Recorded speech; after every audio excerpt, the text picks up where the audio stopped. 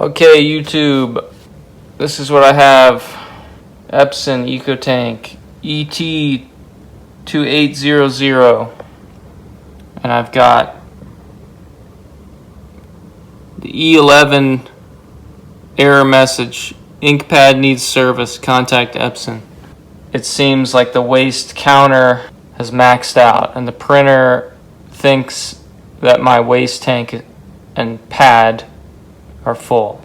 So before showing you what I'm going to do, I'll tell you a little bit of back information. So this printer is used to make decals, and we have it set up to use pigment ink, which requires us to perform frequent cleanings due to poor print quality after the printer sits for an extended period of time, and if the temperature is low in the house, especially for the cyan ink.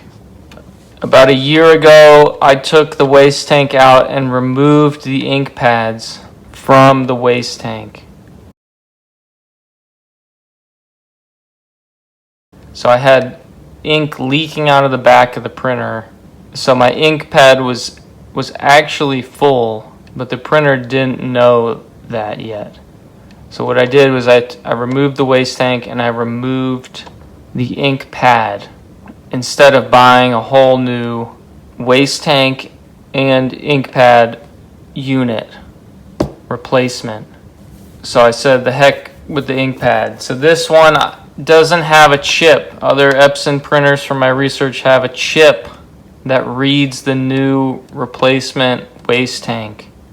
What I'm dealing with, I believe, is the internal counter has maxed out and the printer thinks my ink pad is full, which it is not. My waste tank is almost completely empty.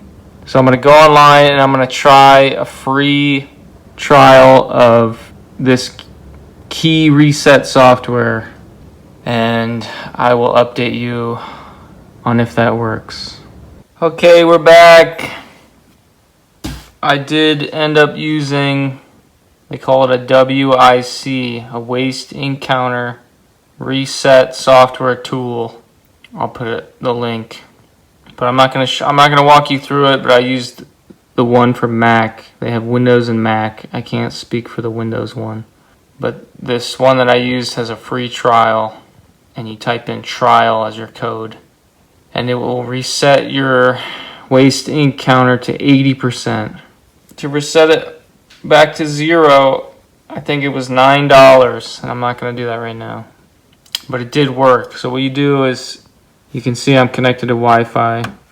I turned the printer on and made sure it was connected to my computer wirelessly, and the software tool recognizes the printer. And you just follow along. It's like 3 steps. You use the code trial, and it will have you turn off and on your printer, and it should work.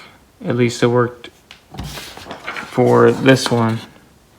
So no more error code on startup, and I'm gonna do a nozzle check.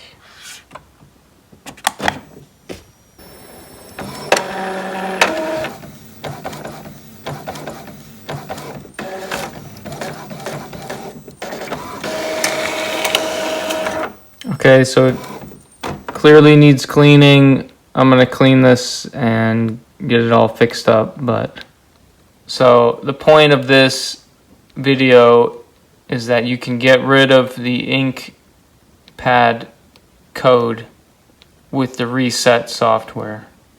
Resetting the counter is what you need to do. You don't need to replace the waste tank and the ink pads.